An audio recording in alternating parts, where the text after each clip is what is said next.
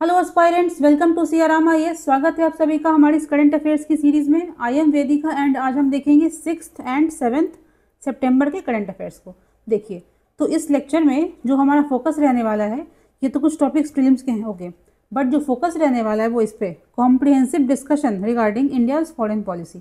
हम समझेंगे इस टॉपिक में कि अभी जो चीज़ें बदल रही है, लाइक यूएस ने भारत पर टैरिफ लगाया है, हमने एफटीए साइन करा है यूके के साथ, मोदी जी जापान गए थे, अभी जो एससीओ की मीटिंग हुई है, इन सभी चीज़ों का हमारी विदेश नीति पे कैसा प्रभाव पड़ रहा है। हम कुछ कोर कॉन्सेप्ट्स को समझेंगे इसमें कि एक देखिए टर्म होता है स्ट्रैटेजिक ऑटोनॉमी। वो होता क्या है, बस बोलने से तो नहीं हो जाएगा, ठीक है। हम समझेंगे कि मल्टीपोलैरिटी क्या होती है। मतलब हम अक्सर डिस्कस करते हैं कि मल्टीपोलैरिटी ऐसा कॉन्सेप्ट है जो कि भारत चाहता है कि दुनिया में उसको इम्प्लीमेंट किया जाए। मतलब ग्लोबल वर्ल्ड ऑर्डर जो है वो मल्टीपोलर हो जाए। तो हम समझेंगे कि मल्टीपोलैरिटी होता क्या है, क्या ये अच्छी चीज़ है, क्या ये गुड है या बैड है। हम इसको कंपेयर करेंगे डिफरेंट अदर कॉन्सेप्ट्स के साथ में, ठीक है। चलिए स्टार्ट करते हैं। चलिए फर्स्ट टॉपिक देखते हैं क्या कहता है। Vanishing practice of Apatanis. Apatanis क्या है? आपातानीज एक एथनिक कम्युनिटी है। कहाँ रहते हैं? अरुणाचल के जीरो वैली में। ZIRO ज़ीरो, यहाँ देखिएगा लिखा हुआ है ज़ीरो वैली।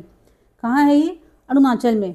एग्जैक्टली देखते हैं कहाँ है। कहता है अरुणाचल के सुबनसिरी डिस्ट्रिक्ट के निचले हिस्से में, लोअर पार्ट में क्या है? Zero valley. वहाँ पे कौन रहते हैं? आपातानीज। क्या है ये? Ethnic community. चलिए, तो ज़ीरो वैली के बारे में कहता है, ये इसका शेप कैसा है? बाउल, कटोरे के शेप का है, ओके। चूँकि ये कहाँ पे है? अरुणाचल में है, इसलिए हम कह सकते हैं ये ईस्टर्न हिमालयन रेंजेस में पाया जाता है, ठीक है। आगे देखो, यहाँ पे कहता है कि काफ़ी पुराने टाइम पे क्या होता था कि जब इन्वेडर्स, घुसपैठिए आते थे, तो औरतों की रक्षा करने के लिए जो वहाँ के मेन थे, उन्होंने एक लॉ निकाला था कि विमेन को, देखिए यहाँ पे देखिएगा, विमेन को ना नोज़ पे ऐसे एक प्लग जैसा पहनना होगा, वुडन प्लग जैसा, एंड फेस पे टैटू बनवाने होंगे, ओके। एक परंपरा के रूप में इसको स्टैब्लिश किया गया। किसके लिए? तो घुसपैठियों से, इन्वेडर से बचने के लिए। तो ये परंपरा बन गई। अभी इसमें कहता है कि ये जो ट्रेडिशन है, इसको 1970s में बैन कर दिया गया था, ओके। और धीरे धीरे अभी ये विलुप्त हो रहा है। जो बुजुर्ग महिलाएं होती हैं इस कम्युनिटी की, वही इन चीज़ों को करती हैं, ठीक है। यहाँ देखो, वही कहता है कि आइडिया क्या था? Making women appear less attractive. मतलब इससे औरतें लेस अट्रैक्टिव लगेंगी, इन्वेडर्स इनको परेशान नहीं करेंगे, ठीक है। 1970s में इसको बैन किया गया था। क्यों? कहता है क्योंकि अगर यहाँ की औरतें कहीं बाहर काम करने जा रही हैं तो उनको इस लुक के कारण काफ़ी दिक्कत होती थी सिटीज़ में, ओके। तो हमने क्या देखा? आपातानी क्या है? कम्युनिटी है। कहाँ रहती है? Zero valley of Arunachal Pradesh, ठीक है। यहाँ देखो, एक चीज़ बस बताना है और यहाँ देखो, कहता है जो नोज पे जो प्लग्स पहनती हो, आपने देखा फोटो में ना, लकड़ी का ऐसा कुछ पहनते हैं लोग नाक पे, जो वुमेन पहनती हैं, उसको बोलते हैं यैपिंग हुलो। क्या बोलते हैं? यैपिंग हुलो, ठीक है। लकड़ी का बना होता है। जो टैटूज बनाती हैं चेहरे पे अपने, फुल फेस पे, उसको बोलते हैं टिप्पे। टिप्पे, ओके। ये कौन बनाते हैं एक्चुअली? तो जो लड़कियाँ इस कम्युनिटी की 10 साल से बड़ी हो जाती हैं, उनको बनवाना है अगर, तो जो वहाँ की बुजुर्ग महिलाएं हैं वो फेस पे टैटूज बना देती हैं, ठीक है। आगे देखते हैं। देखिए सेकंड टॉपिक क्या था? Regarding Bodoland, okay.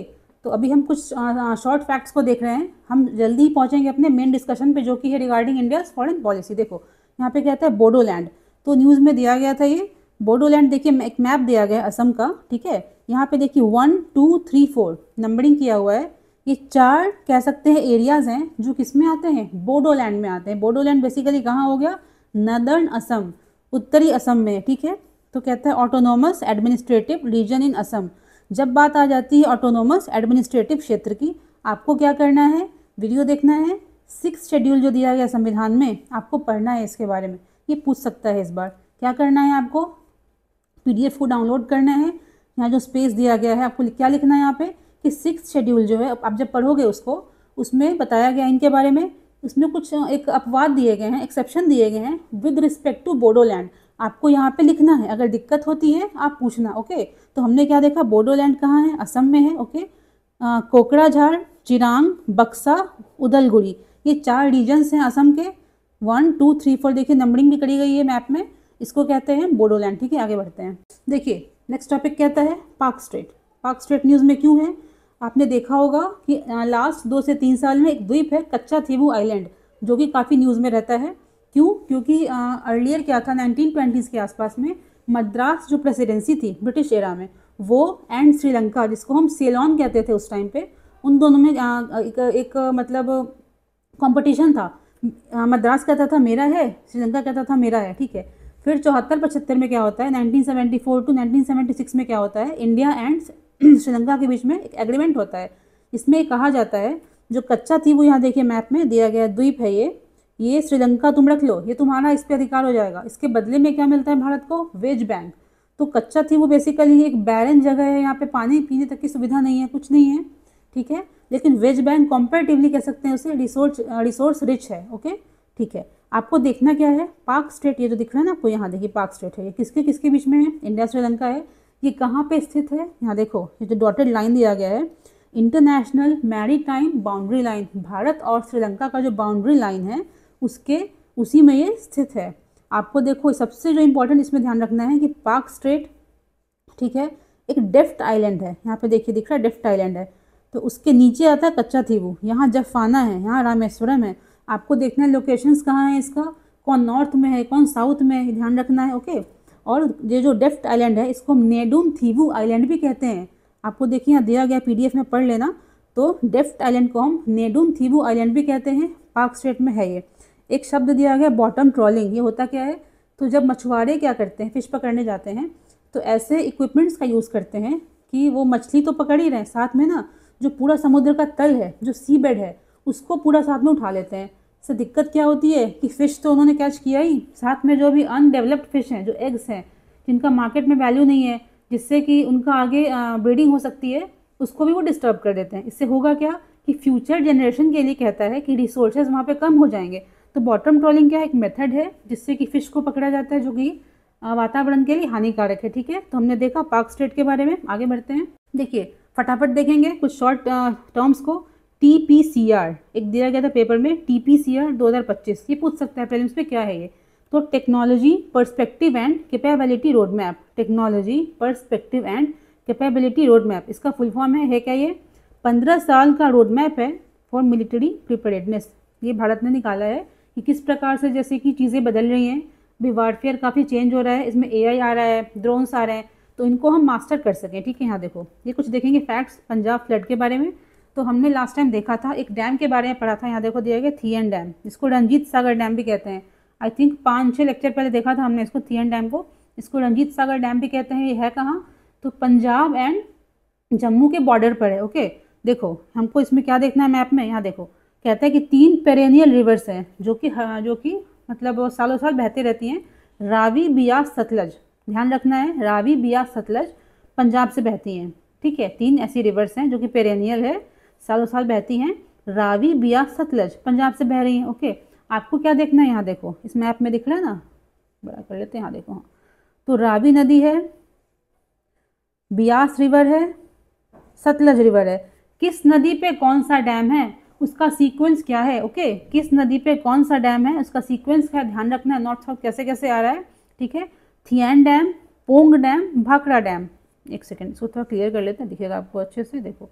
तो थियन डैम कहता है कहाँ है, रावी, पोंग डैम कहाँ है, बियास, भाखड़ा, सतलज, ध्यान रखना है हमें।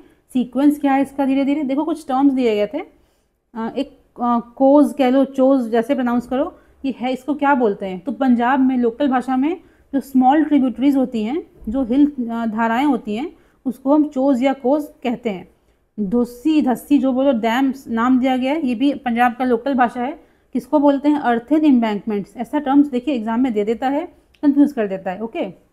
देखो यहाँ पे कहता है घग्गर के बारे में, कहता है एक सीजनल नदी है घग्गर जो कि पंजाब से बहती है। तो रावी, बियास, सतलज क्या है, पेरेनियल्स है, हमेशा बहेंगी। घग्गर क्या है, सीजनल है, अगर पानी वहाँ पे आया तो बहेगी, नहीं तो नहीं बहेगी, ठीक है। आगे देखते हैं, ये देखिए कुछ शॉर्ट फैक्ट्स हैं, इसमें से ब्लड मून जो है इसको हम कल डिस्कस करेंगे, क्योंकि अच्छे से पेपर में आने वाला है ये, इसको डिस्कस करेंगे। ये देखिए ये इंपॉर्टेंट है, north America affects monsoon rain over India. इसमें ज़्यादा कुछ दिमाग नहीं चलाना है, बस ध्यान रखना है। अगर प्रीलिम से पूछता है, अगर स्टेटमेंट देता है कि नॉर्थ अमेरिका का प्रभाव पड़ता है भारत के मानसून पे, क्या पड़ता है, तो हाँ पड़ता है, ठीक है, बस इतना ध्यान रखना है। आगे देखो, ये देखो एक आर्टिकल है, इसमें दिया गया बेसिकली किसके बारे में, यहाँ देखो एक टर्म दिया गया है जियोलॉजिकल कार्बन स्टोरेज, दिख रहा है जियोलॉजिकल कार्बन स्टोरेज क्या है ये, तो स्टोरिंग CO2 डीप अंडरग्राउंड, ठीक है, important way to fight climate change. इसमें क्या कहते हैं हम कि धरती के अंदर हम क्या करते हैं CO2 को स्टोर करते हैं। कैसे करते हैं, तो या तो पावर प्लांट से इसको खींचेंगे हम CO2 को डायरेक्टली, या हवा से लेंगे उसको हम अंदर जाके धरती पे कहता है उसके इंटरनल काफ़ी अंदर जाके रॉक्स जो होते हैं वहाँ पे हम उसको सेट कर देते हैं, इंजेक्ट कर देते हैं।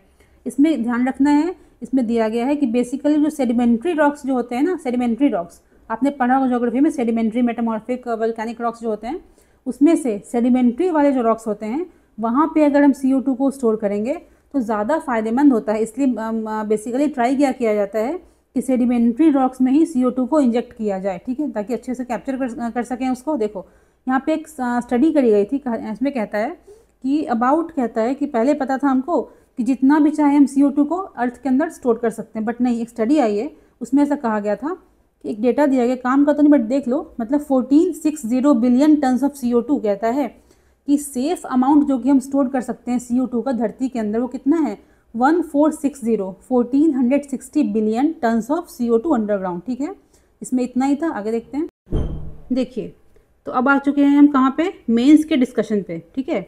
ये देखिए डिस्कशन जो है बहुत ही इंपॉर्टेंट रहने वाली, इसको प्लीज़ ध्यान से देखिएगा। आप पहले की वीडियोस को भले ही स्किप करते आए हो, पूरा नहीं देखते आए हो, इसको प्लीज़ पूरा देखना, ये बहुत इंपॉर्टेंट रहने वाला है हमारा नेक्स्ट UPSC मेंस के लिए, क्योंकि हम इसमें डिस्कस करेंगे व्हाट इज़ मल्टीपोलैरिटी। हम बार बार डिस्कस करते हैं इस चीज़ को कि भारत का एम क्या है, दुनिया में एक मल्टीपोलर ऑर्डर को लेकर के आना। हम समझेंगे होता क्या है मल्टीपोलर ऑर्डर, है ना, बोलने से तो नहीं हो जाएगा, ये समझेंगे कि मल्टीलैटरलिज्म एक कॉन्सेप्ट है, उससे ये कैसे भिन्न है, ठीक है, इसको देखेंगे। स्ट्रैटेजिक ऑटोनॉमी, ये बार बार हम देखते हैं न्यूज़ में, पेपर में कि इंडिया क्या चाहता है, स्ट्रैटेजिकली एक ऑटोनॉमी, मतलब कि उसकी आत्मनिर्भरता बनी रहे। इसको समझेंगे कि ये फॉरेन पॉलिसी के टर्म्स में क्या होता है, अगर क्वेश्चन पूछता है एग्जाम में तो कैसे इसको डील करना है। फिर देखेंगे इन सभी चीज़ों को किस रिस्पेक्ट में, चाइना एंड रशिया के संदर्भ में समझेंगे हम, ठीक है। इसमें आर्टिकल को भी देखेंगे, पेपर के कुछ नोट्स को देखेंगे। चलिए स्टार्ट करते हैं, तो इस टॉपिक के रिगार्डिंग 3 आर्टिकल्स हैं हमारे पास, एक है इंडियन एक्सप्रेस का, 2 है द हिंदू का। समझिए कितना इंपॉर्टेंट टॉपिक है ये। तो हम स्टार्ट करेंगे धीरे धीरे सिंपल कॉन्सेप्ट से।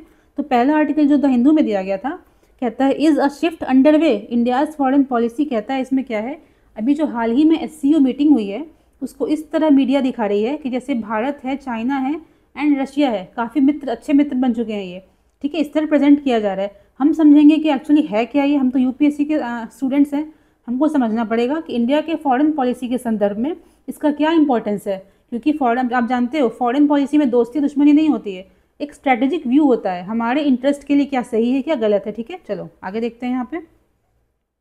ओके स्टार्ट करते हैं। देखिए फर्स्ट आपको क्या करना होगा, SCO का बेसिक्स आपको खुद से करना है, लाइक इसकी फुल फॉर्म क्या है, इसमें मेंबर्स कितने हैं, इसका उद्देश्य क्या है, आप खुद से कर लेना, ठीक है। देखो हम स्टार्ट कहाँ से करेंगे कि रिसेंटली अभी मीटिंग हुई है, हम जानते हैं तियानजिन चाइना में SCO की, तो वो क्यों इंपॉर्टेंट है, उसका उद्देश्य क्या है, ठीक है। देखो इंपॉर्टेंट पहला इसलिए है कि मोदी जी की पहली विजिट थी ये 18 के बाद से चाइना के भीतर, ठीक है। सेकंड कहता है attempt to normalize ties with China. देखो अगर हम एग्ज़ाम में लिखते हैं, एग्ज़ाम में क्वेश्चन पूछता है तो हमको ये नहीं लिखना है कि इंडिया जो है वो US ने चूँकि भारत पर टैरिफ लगाया है इसलिए हम चाइना से दोस्ती कर रहे हैं, हमको ये सब नहीं डालना है, ये न्यूज़ को बोलने दो, ठीक है, मीडिया वाले बोलते हैं। हमको लिखना क्या है कि चाइना हमारा पड़ोसी कंट्री है, हमारे बॉर्डर्स हैं उसके साथ में, एंड हम इम्पोर्ट डिपेंडेंट है, हम क्रिटिकल मिनरल्स हो गए, डिफरेंट अदर चीज़ें, टेक्नोलॉजीज़ हैं, हम चाइना पे निर्भर हैं, इसलिए हमको चाइना को हम दरकिनार नहीं कर सकते।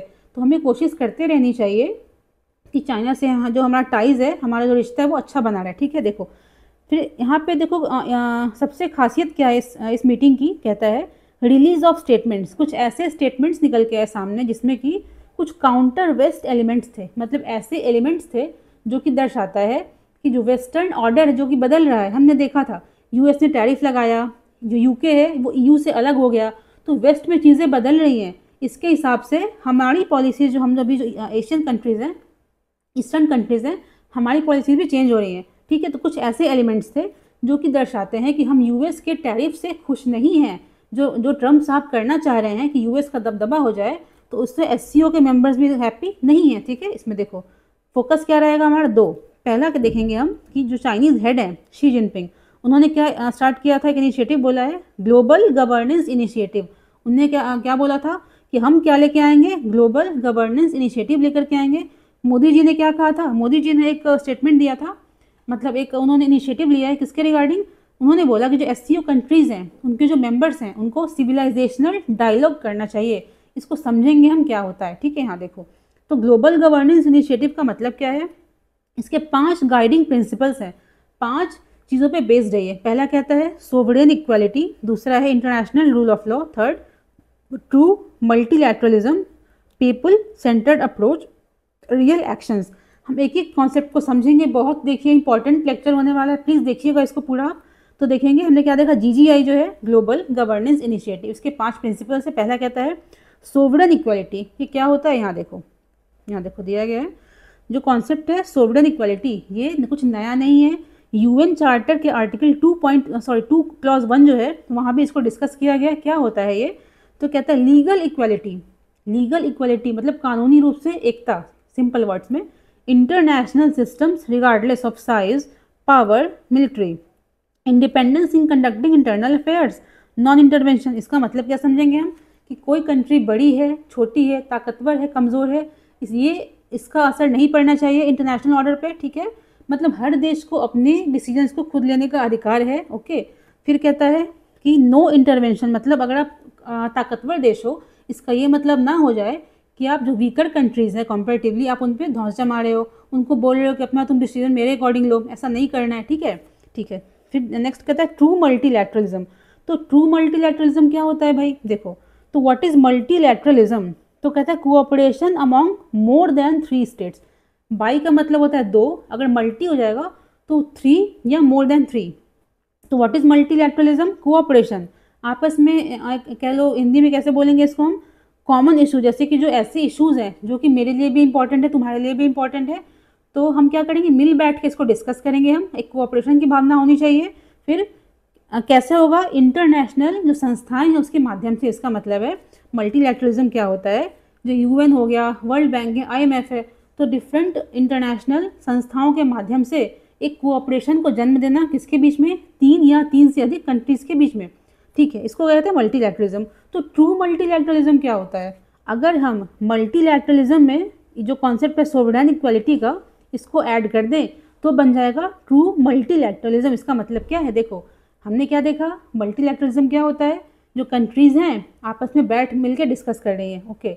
वहाँ पे अगर ये कॉन्सेप्ट को हम जोड़ दें कि हर कंट्री का एक समान अधिकार हो, ठीक है। इसका मतलब देखा था ना हमने, जो ताकतवर कंट्रीज़ हैं उनका ज़्यादा वर्चस्व ना रहे, जो कमज़ोर हैं उनको दबाया ना जाए। तो अगर हम कोऑपरेशन में इस एलिमेंट को मिला देते हैं कि जो कंट्रीज़ कोई चीज़ डिस्कस कर रही हैं सबको समान अधिकार मिले, सबका समान राइट हो, ठीक है, तो उसको बोलेंगे हम ट्रू मल्टीलैटरलिज्म, ठीक है। देखो कहता है अल्टीमेटली क्या है? सच decisions international organisations should be democratic not dominated. हम जो कोऑपरेशन करेंगे डिफरेंट कंट्रीज़ के बीच में, वो कहता है कि किसी एक देश के द्वारा या किसी सर्टेन ब्लॉक के द्वारा डोमिनेट नहीं करना चाहिए उसको। अब देखिए मोदी जी ने क्या बोला था यहाँ पे, हमने देखा था जीजीए देखा अभी, मोदी जी ने क्या बोला था कि सिविलाइजेशनल डायलॉग किसके बीच में? जो एससीओ मेंबर्स हैं उनके बीच में कहता है कि ट्रेड के अलावा भी, जैसे इसका मतलब क्या है? Cultural understanding. जैसे देखिए डिफरेंट एशियन कंट्रीज़ हैं, वहाँ पे हमारा कॉमन एक चीज़ है बुद्धिज़्म, हम उसको यूज़ कर सकते हैं एक सॉफ्ट पावर के रूप में। वही कह रहा है कि पीपल टू पीपल बॉन्डिंग को स्ट्रेंथेन करना, एक सेंस ऑफ वननेस को डेवलप करना, ठीक है। आगे देखिए ये भी देखिए कहते हैं कि इन्फ्लुएंस, ठीक है, ये चीज़ें हुई वहाँ मीटिंग में, इसका प्रभाव क्या पड़ता है भारत और यूएस के रिश्ते पे? अगर हम इंडिया यूएस के टर्म्स में देखा जाए तो क्या समझेंगे हम, ठीक है। कहता है कि India used platform of SCO, India ने क्या किया? एससीओ के प्लेटफॉर्म को यूज़ किया, किस तरह से? Push back against 50% tariff. हमने कोई रिटेलिएट नहीं किया है, मतलब हमने ऐसा नहीं कि यूएस ने टैरिफ लगाया है हमने भी लगा दिया, नहीं, हमने क्या किया है? हमने इसका विरोध किया है। विरोध करने के लिए हमने कौन सा प्लेटफॉर्म चुना है? एससीओ का। एससीओ हम जानते हैं एशियन कंट्रीज़ का एक समूह है, ठीक है। It may lead towards creation of new world order, dilution of western influence. कहता है कि अगर ये चीज़ें धीरे धीरे ऐसे आगे बढ़ती रहें, समझेंगे अगले लेक्चर्स, अगले आर्टिकल्स में देखेंगे इसमें कि अगर ये चीज़ें धीरे धीरे आगे बढ़ती रही तो हो सकता है जो एट प्रेजेंट अभी डोमिनेंस है वेस्टर्न कंट्रीज़ का, स्पेशली यूएस की अगर हम बात करें, तो वो हो सकता है कि डाइल्यूट हो जाए समय आने पे, ठीक है। Show cases India's rich and multipolar engagement कहता है कि भारत का महत्व देखिए क्या है, ये बताता है ये मीटिंग में कि भारत वहाँ पे गया, अपनी बातों को रखा और सबने उस चीज़ को माना कि हाँ यूएस ने जो टैरिफ लगाया है वो सही नहीं है, हमने क्या किया, पोलाइटली इस चीज़ का विरोध किया है, ठीक है। आगे बढ़ते हैं अब। ये देखिए एक आर्टिकल था इंडियन एक्सप्रेस का, कहता है मल्टीपोलैरिटी एंड अस। इसमें डिस्कस किया गया कि मल्टीपोलैरिटी होता क्या है भाई, ये टर्म क्या है, और ये समझेंगे हम कि हम जो कहते हैं बार बार कि मल्टीपोलैरिटी होनी चाहिए, इंडिया चाहता है, तो क्या एक्चुअली में गुड है, ये क्या बेटर एक चीज़ है, इसको समझेंगे हम। तो पहले देखते हैं कॉन्सेप्ट्स को। यहाँ देखो कॉन्सेप्ट ऑफ मल्टीपोलैरिटी, ओके, कहता है सिंपल इसका मीनिंग क्या है, मल्टी मतलब एक से ज़्यादा, दो से ज़्यादा, तो distribution of power among multiple poles, कि किसी पावर ताकत जो है किसी एक के पास ना रहे, वो डिस्ट्रीब्यूटेड रहे, ठीक है। सिग्निफिकेंस क्या है इसका, तो बैलेंस ऑफ पावर इससे बनेगा, क्योंकि एक के पास अगर पावर ज़्यादा आ जाएगी वो डोमिनेट तो करेगा ही, ये ह्यूमन नेचर है, ओके। फिर कहता है एक कॉन्सेप्ट इसमें दिया गया है स्ट्रैटेजिक ऑटोनॉमी। हम देखेंगे कि ये जो टर्म है ना स्ट्रैटेजिक ऑटोनॉमी, ये किस कॉन्सेप्ट का पार्ट है, it's a part of concept of multipolarity. समझेंगे हम कि इसमें क्या रिलेशन है। एक देखिए टर्म दिया गया है प्लूरलिज्म, इसका मतलब है कि अगर हम बात करते हैं मल्टीपोलैरिटी की, इसमें एक कॉन्सेप्ट आता है प्लूरलिज्म का। इसका मतलब क्या है, जैसे कि देखो हम क्वाड के मेंबर भी हैं, इंडिया क्वाड का मेंबर भी है, ब्रिक्स का भी है, एससीओ का भी है, सबका देखिए जो ये संस्थाएं हैं इसका उद्देश्य अलग अलग है, लेकिन हम क्या कर रहे हैं, अपने उद्देश्यों को लेकर चल रहे हैं। हम क्वाड के मेंबर भी, जो कि चाहते हैं कि चाइना के इन्फ्लुएंस को कम किया जाए इंडो पैसिफिक में स्पेशली, हम उसके मेंबर भी हैं। हम एससीओ के मेंबर हैं, इसको कि एक्चुअली चाइना ही लीड करता है। हम ब्रिक्स के मेंबर हैं, ठीक है। तो इसका मतलब है एक ऐसा ऑर्डर, एक ऐसा वर्ल्ड ऑर्डर जिसमें हम क्या करें, हमारा नेशनल जो हमारा इंटरेस्ट है उसको प्रायोरिटी दी जाए, पहली चीज़ तो ये। सेकंड कि पावर का बैलेंस बना रहे, ऐसा नहीं हो कि एक कोई ब्लॉक है वो डोमिनेट कर रहा है, ठीक है। अब देखो अगर पूछता है क्वेश्चन में इस करेंट वर्ल्ड अ मल्टीपोलर वन, क्या अभी एट प्रेजेंट जो दुनिया है, जो ट्रेड हो रहा है, डिफरेंट चीज़ें हो रही हैं, क्या उसको बोलेंगे मल्टीपोलर है वो, ऐसा क्वेश्चन पूछ सकता है। आप क्या बोलोगे इसमें, देखो तो इसको ऐसे लिखेंगे हम। देखिए एक डायग्राम बनाया है हमने, आपको ये काम आ सकता है एग्जाम में, आप बना सकते हो इसको। तो currently world is not purely multipolar, हम क्या बोलेंगे, हम पहले डिस्कस करेंगे कि होता क्या है मल्टीपोलर, बता दिया हमने, फिर बोलेंगे करेंटली क्या है, दुनिया जो है वर्ल्ड है नॉट प्योरली मल्टीपोलर, शुद्ध रूप से मल्टीपोलर नहीं है। इंस्टेड क्या एक्चुअली है ये, describe to be in transitional order, मतलब ये शिफ्टिंग ऑर्डर में है, धीरे धीरे शिफ्ट कर रहा है, अभी यहाँ पहुँचा नहीं है, ये कर रहा है।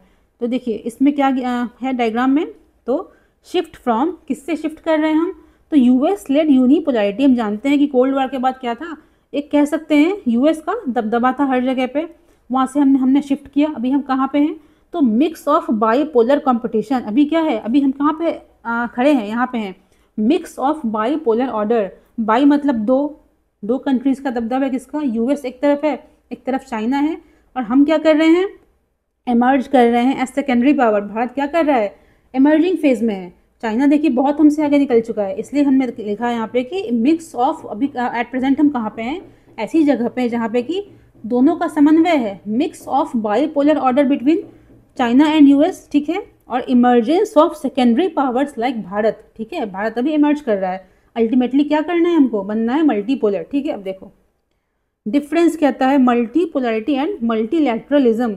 देखिए इस आर्टिकल में हम पढ़ेंगे, अभी अच्छे से इसको एक्सप्लेन करा गया है, हम देखेंगे बेसिक क्या है इसका। तो what is multipolarity, distribution of power, ये बेसिकली बात करता है पावर, शक्ति जो है उसको तुम बांट के रखो। मल्टीलैटरल का मतलब क्या होता है, कोऑपरेशन प्लस इंगेजमेंट, हमको साथ में मिलजुल के कोऑपरेट करना है और ट्रेड करना है, आगे बढ़ना है, ठीक है। इंडिया सपोर्ट्स बोथ, इंडिया दोनों को सपोर्ट करता है। यहाँ देखो, ये देखिए आर्टिकल कहता है यहाँ पे,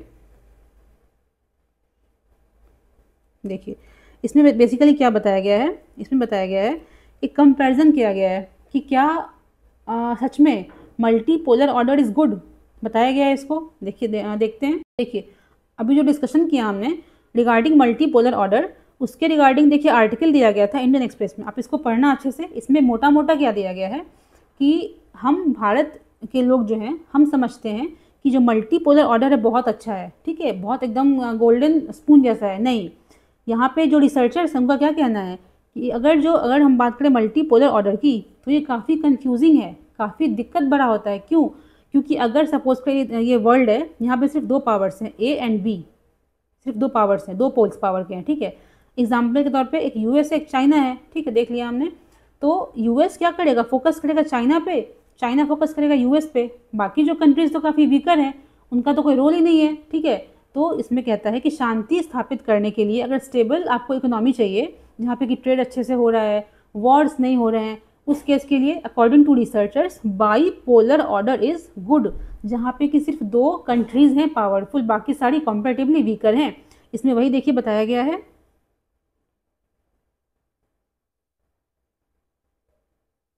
यहाँ देखो, एक देखिए इसमें लाइन दिया गया है कि Trump and his shenanigans have given India a 4 state of possible dangers and pitfalls of multipolar order. अब देखो यहाँ पे क्या कह रहा है, यहाँ पे कहता है कि देखो यहाँ पे ध्यान दीजिए आप कि यूएस क्या चाहता है। हमने देखा था कुछ टाइम पहले तक कि हम बहुत खुश थे कि यूएस हमको सपोर्ट कर रहा है चाइना के डोमिनेंस को कम करने में, लेकिन देखो यहाँ पे दिक्कत क्या है, चाइना ग्रो कर रहा है, भारत भी ग्रो कर रहा है, यूएस तो ऑलरेडी एक पावरफुल कंट्री है। तो यूएस का मेन उद्देश्य क्या है, वो ये कभी नहीं चाहेगा कि चाइना का प्रभाव कम करके इंडिया को बढ़ा दिया जाए। नहीं, यूएस का उद्देश्य क्या है कि भारत की सहायता से हम चाइना के इन्फ्लुएंस को कम करें, लेकिन भारत एक प्यादे के रूप में, एक कह सकते हो हिंदी में मोहरे के रूप में यूज़ हो, जो कि एशिया में यूएस के वर्चस्व को बढ़ाए। मतलब क्या है कि इंडिया को एक अलग पावर के रूप में इमर्ज होने देना नहीं चाहता है। तो कहता है कि एक नेगेटिव एस्पेक्ट बता रहा है कि अगर मल्टीपोलर ऑर्डर की तरफ बढ़ते हो आप तो यहाँ भी दिक्कत आएगी। जैसे कि ट्रंप ने टैरिफ लगा दिया, मतलब जो पावरफुल कंट्रीज ऑलरेडी हैं वो चाहेंगी, वो डिफरेंट हर्डल्स क्रिएट करेंगी जिससे कि ग्लोबल ऑर्डर में दिक्कत आएगी, ठीक है, बता रहा था यहाँ पे। देखो